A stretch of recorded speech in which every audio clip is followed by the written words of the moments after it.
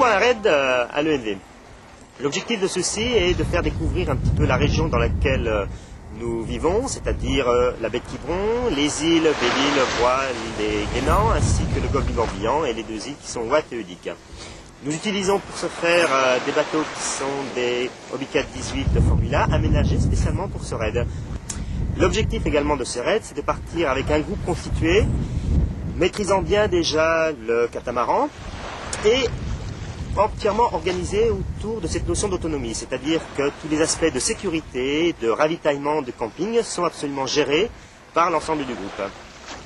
Pour ce faire, nous disposons sur les bateaux d'un certain nombre de matériels qui sont des sacs étanches, qui sont des VHF et qui permettent effectivement de résoudre tous les problèmes de sécurité.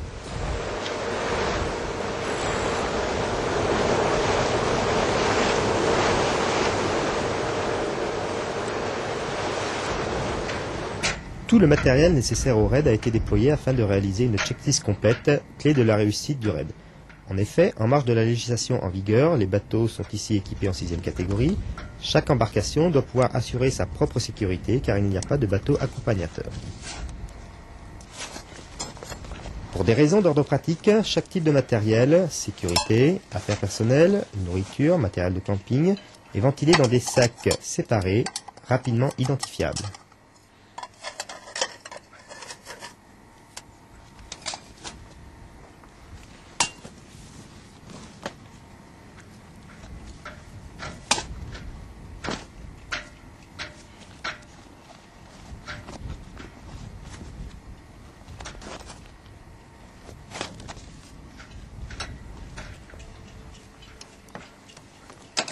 Tous les sacs sont étanches et sont fixés sur le trampoline du catamaran. Le rangement fonctionnel répond à deux critères. D'une part, il permet des déplacements aisés sur le trampoline par l'équipage en cours de navigation. Et d'autre part, une bonne répartition des poids.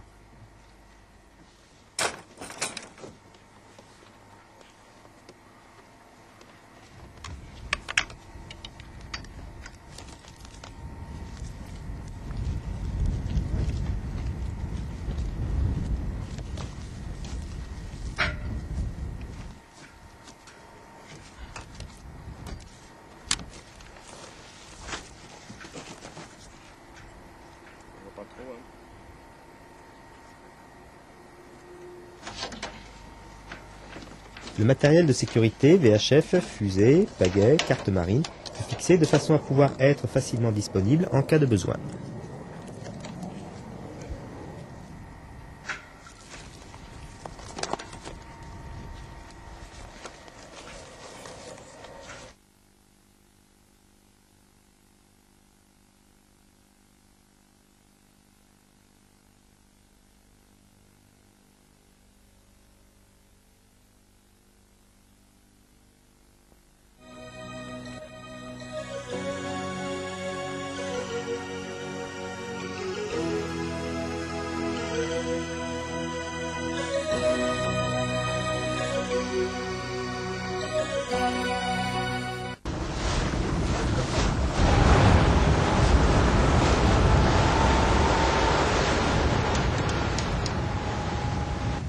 L'intérêt du raid se manifeste à travers des éléments à la fois simples et complexes. C'est un lieu d'activité, d'aventure, de découverte d'inconnus, de rêves, mais aussi parfois de danger ou d'imprévus. C'est là où la sécurité prend tout son sens. Comment faire pour qu'objectivement le risque disparaisse presque totalement et que subjectivement l'aventure existe pleinement dans la tête des participants, avec néanmoins cette part de risque sans laquelle la réalité de la mer ne pourrait être appréhendée. Ainsi, loin des folles échappées, c'est d'un apprentissage de la mer qu'il s'agit, et avant de s'y aventurer, l'enseignant propose de bien la regarder, l'observer, et seulement après, de préparer la sortie.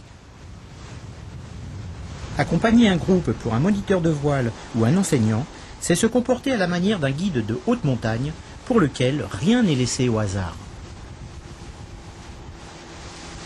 Comme chaque bateau navigue suffisamment éloignés les uns des autres, il est souhaitable que chaque embarcation soit équipée d'un matériel de communication.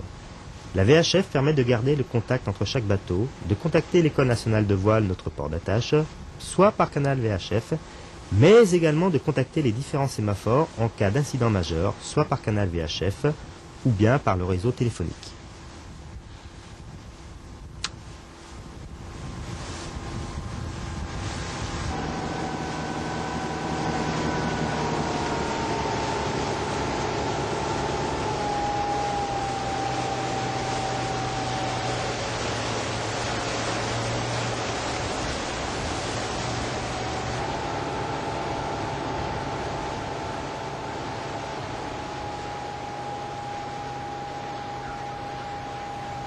Et ce sont des paysages peut-être jamais imaginés qui défilent et viennent alimenter les rêves et la fascination que l'on éprouve à aller sur la mer.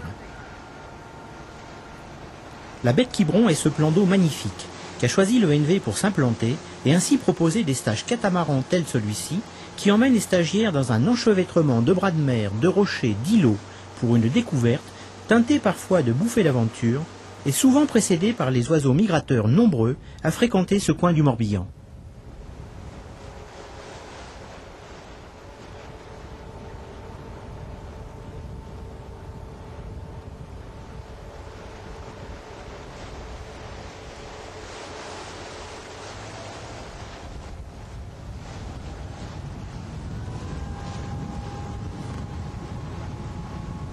Dans ce coin du Morbihan, la côte est découpée par la baie de Quiberon, les îles, Watt et Edic, et le golfe du Morbihan.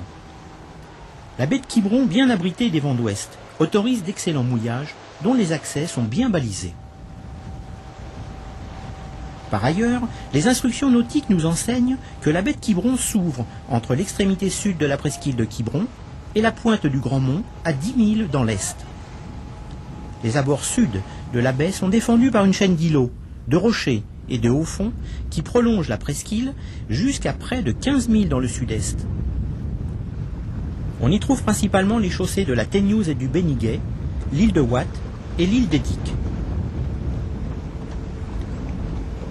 Sur la chaîne des dangers qui bordent la baie, les courants sont violents en raison de la topographie des fonds marins. Les vitesses maximales ont lieu aux mi-marées descendantes ou montantes et sont traversiers à certains moments. Les courants sont plus faibles en baie et reçoivent l'influence importante du vent.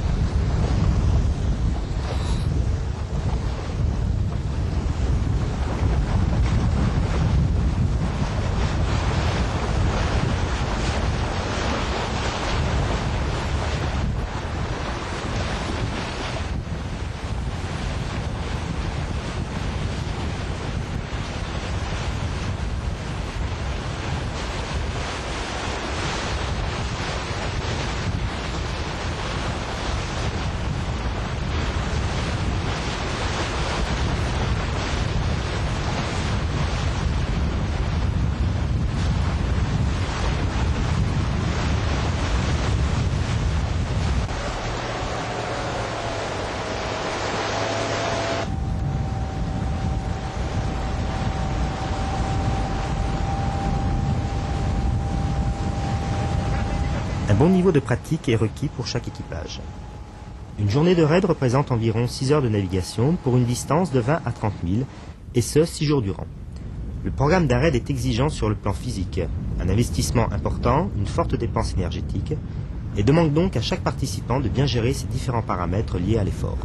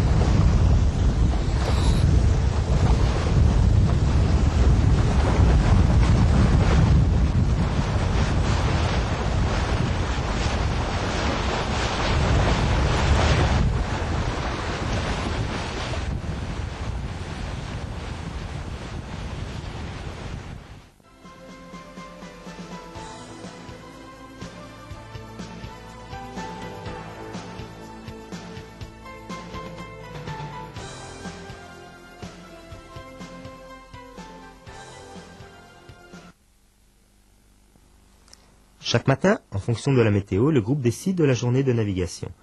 Les cartes embarquées permettent d'ajuster au plus près cette route en fonction des dangers rencontrés, de la force et la direction des courants.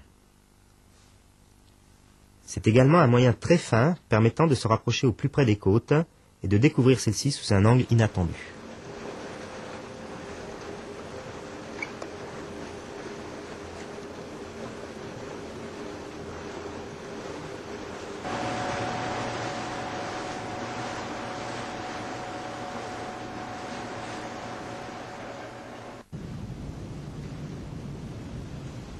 Le golfe, véritable mer intérieure encombrée d'îles nombreuses, communique avec la mer par une passe large de 0,5 entre Locmariaquer et Port-Navalo. Les courants de marée sont particulièrement violents à cet endroit et y rendent la navigation délicate, réclamant de la vigilance et une bonne pratique. Des chenaux balisés mènent soit à Auray, soit à Vannes, loin dans les terres, et constituent les rivières du même nom. D'une manière générale, les courants suivent la direction des chenaux, mais engendrent des remous et des tourbillons, dans lesquels il vaut mieux éviter de se laisser engager. Inutile de dire qu'il est difficile de lutter contre le courant et qu'il est préférable de respecter le sens de la marée pour circuler dans le golfe.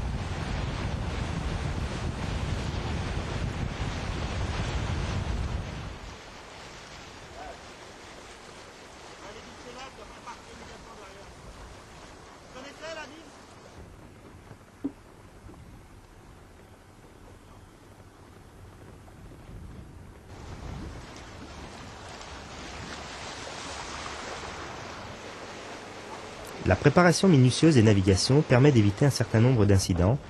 Échouage sur des roches, navigation dans des courants forts, mais il n'en demeure pas moins que le risque de dessalage existe toujours. Une technique d'entraide permet de redresser en toute facilité le catamaran malgré son poids important. Quel que soit l'incident, l'arrêt d'un bateau signifie le regroupement de la flotte et d'une aide éventuelle.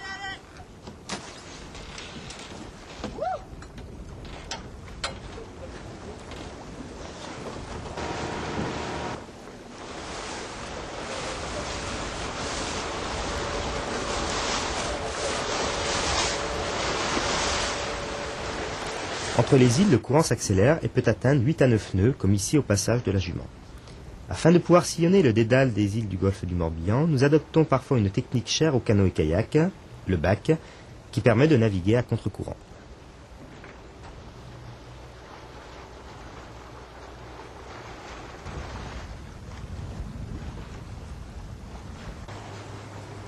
Le raid catamaran en autonomie, avec tous ses ingrédients, conduite du bateau, manœuvre, vie à bord, météo, navigation côtière, route, sites visités, prévention des dangers isolés, représente une très bonne école pour mieux appréhender la réalité de la mer, tant elle a été proche durant ces quelques jours.